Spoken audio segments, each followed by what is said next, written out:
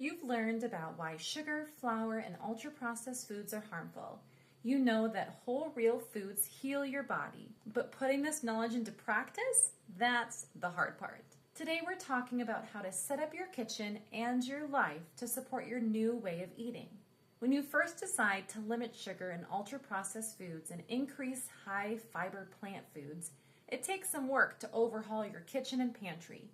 You know these changes have drastic health benefits, but it's incredibly hard when those old foods are staring you in the face day in and day out.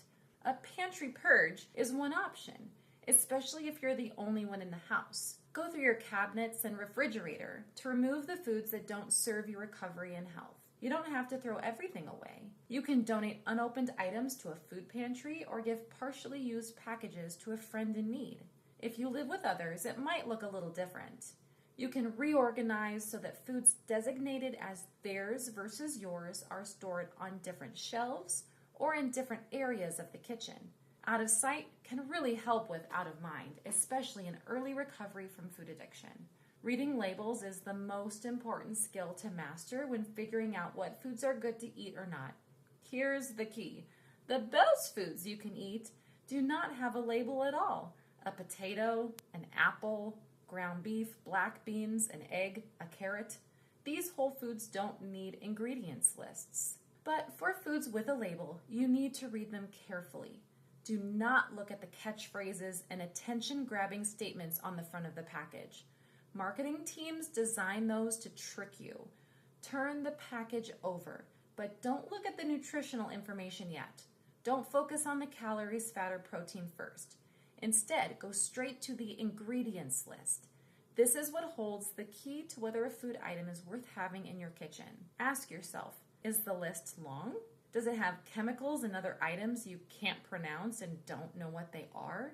The key to packaged and processed foods is having limited ingredients, using food items you recognize and would consider keeping in your house. Most of us don't keep thickening agents, emulsifiers, and shelf-stabilizing ingredients in our home to eat on a rainy day.